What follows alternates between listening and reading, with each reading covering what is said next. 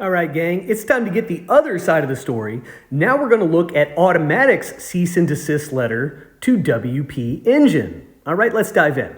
So looking at the highlighted stuff here, it says the exclusive commercial rights from the WordPress Foundation to use, enforce, and sublicense the world famous WordPress trademark, among others, and all associated intellectual property rights. So this says that Automattic, Matt Mullenweg, and WooCommerce as one entity, the client, they own the exclusive commercial rights from the WordPress Foundation. WordPress Foundation owns it and then grants the exclusive commercial rights to use the WordPress trademark to Automattic and WooCommerce.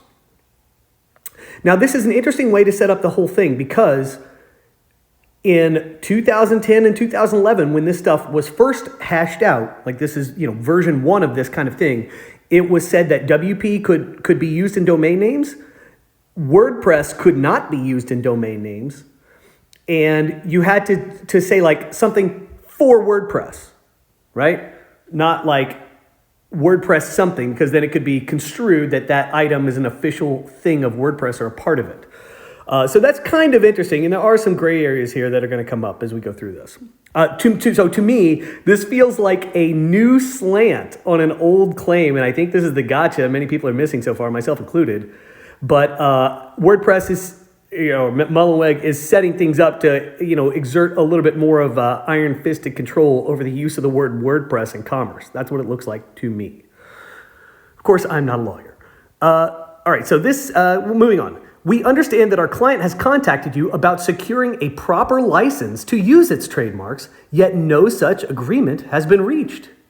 As such, your blatant and widespread unlicensed use of our client's trademarks has infringed our client's rights and confused customers into believing, falsely, that WPEngine is authorized, endorsed, or sponsored by, or otherwise affiliated or associated with our client. So it's the confusion angle, again, around concerning the use of the word WordPress. Like I said, this is a new argument on an old topic, it's slightly different angle here. And it's, honestly, after reading this, I feel like Mullenweg has a stronger position. I don't like it. I think this is a rug pull, big time rug pull. Let's get that out there right away. This is uncool, but this is just a reality you have to deal with as you grow up. It's too bad, but like many unsavory things are upheld in court, right? And so I've always used this sort of heuristic to judge these things. Legally, certain things might be okay, but like morally and just internally to us as people, some of them feel really icky and awful. Like, yeah, okay, the court said you're good, buddy, but like, you're gross. Ooh.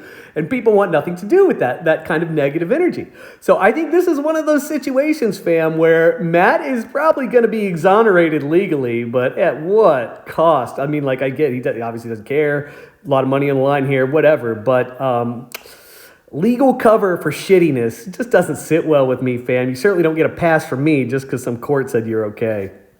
All right, moving through the document. It says here, so they're whining that WPEngine claims to contribute 40 hours a week to the development of WordPress core. And then they say here, by contrast, Automattic is contributing almost 4,000 hours per week to WordPress. As if this contrast they're setting up means anything at all. Let's unpack what's behind that contrast, and I think you'll see it a lot differently than this, couple orders of magnitude thing that they're trying to cite here. First of all, the WordPress Foundation is controlled by Matt Mullenweg. It owns all the trademarks and all this stuff. The WordPress Foundation, which he controls, has miraculously granted exclusive commercial use for those trademarks I mentioned, WooCommerce, Woo, and WordPress. They've granted those exclusive rights to Matt Mullenweg and Automattic, and also to WooCommerce Inc., which is, I guess, a separate company, but under the heading. So given that structure, Automattic has a much higher incentive to contribute to the core than WPEngine, which derives no benefit and exercises no control over any of this stuff. It's just a completely different incentive structure. Incentives drive behavior. If your incentives aren't the same, then the behaviors aren't going to be the same. And they shouldn't be judged the same. It's completely ridiculous, my goodness. But there's more to this exact thing. When I develop, so I have an engine for all of my software, okay? So like if I release a new piece of software, it's still going to use this main engine I built many years ago. And I add in new stuff to the engine, and then I have these satellite components, and those do very interesting, unique things. And the satellite components is stuff I sell these days. But the engine drives it all anyway. I've been using this for 15 years. Okay, so when I want to introduce some new feature to one of my satellite pieces of software, it's quite often the case that I will have to go back to my main engine, the core, and modify it. I need to improve it in some way, add some feature or some capability, and then I can go out to my satellite component and add the new feature there, and it all just works. So in order for me to continue to develop my ecosystem and keep pushing out onto my frontier, I often have to return to my core and fix it or improve it. But that directly feeds the stuff I'm able to do. Automattic works in the same way. They run WordPress.com. They run all kinds of other stuff. Any changes that they can make to WordPress are usually directly related to them being able to do something better in their own business models. The entire existence of Gutenberg rests on this premise. It would be better for Automattic if they could just abandon the WordPress admin. It's kind of holding them back if they want to do this in Pressable, their hosting company, if they want to roll out a version of WordPress that's stripped down and easier for customers.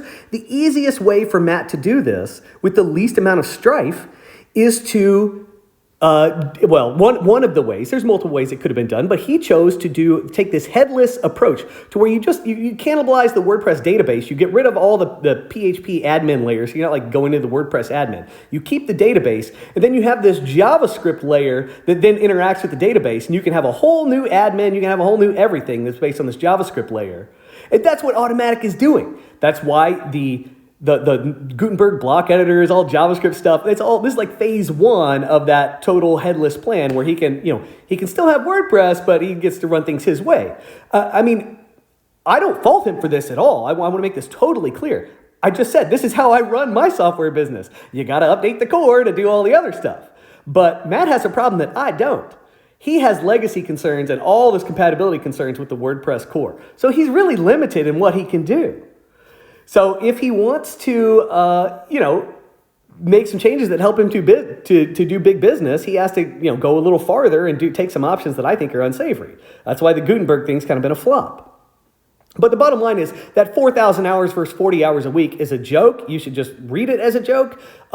Automattic benefits directly from the changes they're able to make to core, and then they immediately implement that stuff in their business practices. It's like they know they need to get to step 2, but in order to get to step 2, step 1 has to be added to WordPress core. There is zero friction between Automattic and the WordPress core. They can just add this. There's way less pain for them than there is for other developers in terms of adding things to WordPress core. And then boom, once that's in there, they can expand their own private business model via Automattic. Okay, so that apples to oranges crap, get out of here with this. If you're buying that, you're just dumb. Here we go. And he says, instead, WPEngine's entire business model is predicated on using our clients' trademarks, particularly WordPress, WooCommerce, and Woo, to mislead consumers into believing there's an association between WPEngine and Automattic. I'm going to pull up Exhibit B to show you some of this at the end of this video. Like I said in the first segment, this is, to me, it feels like a new approach at attacking the WordPress trademark. And I think they've got a little bit of a foothold here. And I don't like it. The implications for the community are terrible. But that's where we are. Just being realistic here. Okay? Moving on. On information and belief, WPEngine has developed a business generating annual revenues of over $400 million. I'm beginning to think this really matters to Matt. He hates this. We can speculate why later. Which has been based entirely on extensive and unauthorized uses of our clients' trademarks. I hate absurd absolutes. I effing hate them. Based entirely on extensive and unauthorized uses of our clients' trademarks. I'm going to call the biggest bullshit I can possibly call. This has not been a problem for 14 years. Matt Mullenweg gave WPEngine startup capital and his blessing to use the name WPEngine. Managed WordPress hosting has evidently been an acceptable phrasing in the marketplace for many years. I would wager to say almost a decade, if not more. It's never been a problem when anyone else has done it. Why is it now? There's a company called Kinsta that offers managed WordPress hosting.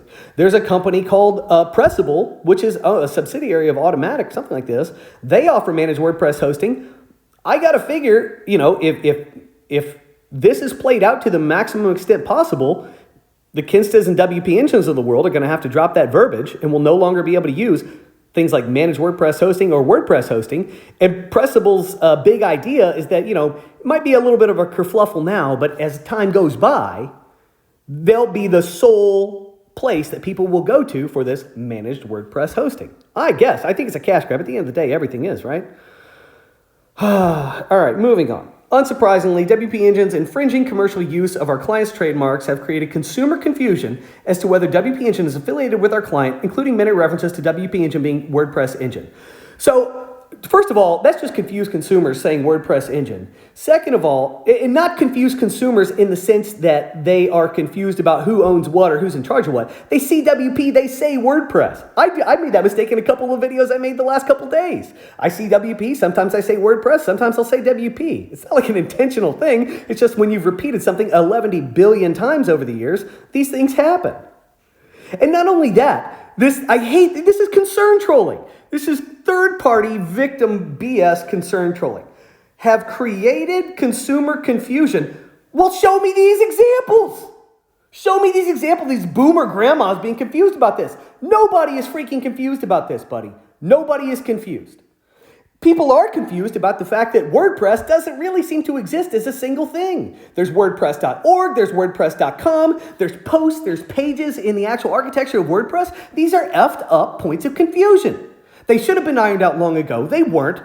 Matt's got to understand, there is so much baked into confusion to WordPress, it's bullshit. Of course there's confusion, and you did it, buddy. You did it. You know what? Let's return to the posts and pages thing. Did you know there is no difference between a post and a page? It's just a page on your damn website. A page is the most fundamental concept on the internet. The only difference between a post and a page is that post has a blogging context, and more specifically, a post is automatically syndicated to something called an RSS feed that sadly nobody uses anymore. And there is a chronological component, a chronological trait to each post. Other than that, like a chronological order, like this post came before that one. Other than that, there's no difference between posts and pages. No difference at all. So that is another point of base level confusion introduced by WordPress for many years. So them whining about confusion, it's just false. So, all right, next page. Clients' intellectual property misuse has led to unjust enrichments and undue profits. Okay, now it's a problem. It was not a problem from 2010 through at least February of 2024, the first time I'd seen a post from Matt talking about anything like this. So it was fine for like 14 years, and now it's not fine. Okay, got it. Obviously something changed. Something upset him. Let's see. You repeatedly and intentionally violated the WordPress Foundation trademark policy's prohibition on use of the WordPress marks as part of a product, project, service, domain name, or company name, as demonstrated in Exhibit B attached here too. Again, I'm going to go through Exhibit B in just a moment. This is crazy. This is going to affect a ton of companies. A ton of companies.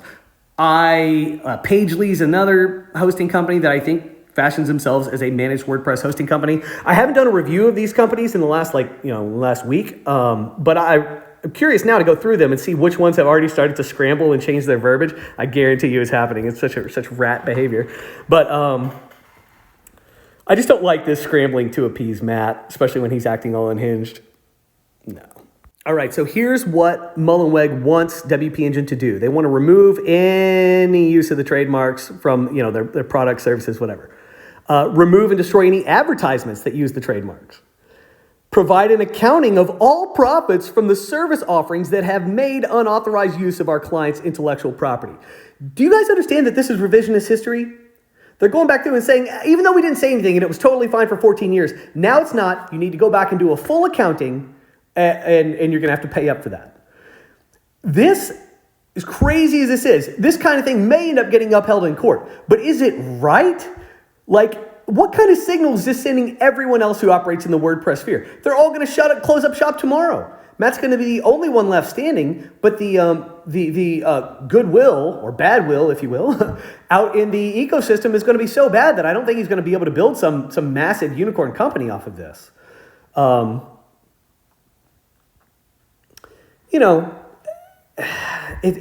think it's a big bet. It's a big gamble. But like, if you win through a Pyrrhic victory like this scorched earth policy, and then all these people have to come scrambling back to you and beg for a handout, like, how's that gonna feel? Doesn't this matter? Like, I can't look away from that. I guess if you got enough money coming in, maybe people can, or if you feel like you're just like, you're a superhuman and everyone else is beneath you, like, screw the rats, who cares? But man, I don't know. Victory at what cost? Sorry, fam. I don't think it's worth it. And I can't see around my head. Let's see. Oh, and the final point is they want them to pay up. They want them to determine what the damages are and then to pay up. And I said in an earlier video that they wanted 5%. They want an 8% royalty on an ongoing basis. That is a tax. So they're saying, I guess the claim here is if you use the trademarks, then you're going to have to pay a tax. And I don't see how this could ever be upheld just because of the far-reaching implications of such a thing. I think it would just turn the whole software world upside down. So I don't see how that could be upheld, but we live in clown world, so like you never know. Ripping through Exhibit B here, the first one that it might be cut off at the top. I don't know if you can see it. But it says headless WordPress. So that is a new one. And I think it's interesting that that's the first thing they put in their Exhibit B to show that WPEngine is misusing the trademark. Just because I know managed WordPress hosting has been around in commerce for like a decade at least. Headless WordPress is a little bit newer and I think more closely associated with what Automattic has been trying to do. So it's interesting they lead with that because that feels like one they could actually crack. But it's the other ones I mentioned that are a little more dubious. Here's another one. Increase website speed with the fastest WordPress hosting. But see, this is where it's so murky. Again, I mentioned the WordPress.org, WordPress.com. Like, people aren't even clear on what WordPress is, and that's just dealing with WordPress and associated properties. So WordPress hosting, like, how else are you supposed to say this? You can't host a WordPress.com site elsewhere. WordPress.org is literally intended to be distributed to different servers, which implies different hosts are going to be necessary. Should those hosts not be able to say that like they're ready and positioned to accommodate WordPress websites? It's just, that's not feeling too good. Here's another one, a fully managed WordPress hosting service. Like I said, this kind of verbiage has been in use for a long time. It's never been a problem until now. Here's another one. The path to WooCommerce success starts here. I'm not aware of any previous claims about the use of WooCommerce. So this feels a lot like the headless WordPress and WooCommerce. These feel like two new angles that they'll at least be able to get some clarity on those, and will probably be able to slap down anyone who uses them. But like, for what? For what? And then last in Exhibit B, but certainly not least, WordPress technical experts at your service. Again, WordPress.org is intended to be distributed software. It is open source, and it is therefore implied that any experts are self-styled. There is no governing body. There is no appointing body that says like, okay, well, this person is accredited as a WordPress technical expert. This has always been the case. Freelancers have fashioned themselves this way for as long as I can remember, like 18 years plus. A WordPress expert. I don't see how this is any different from a WordPress technical expert. And so why, if freelancers and stuff are able to fashion themselves in this way, why is it not okay for WPEngine to say something like this in an offering for an upsell service or upsell type service, when I know the reality of building websites is people are like, oh, I want to do this. And like, oh crap, I can't do this. I tried to hire somebody. I don't know what I'm doing. Maybe I'll get actual legitimate organized help from somebody like WPEngine. I'm not defending the practice per se, but I'm just saying it's weird when that's been the case. So like, where do you draw these lines? They seem very arbitrary to me.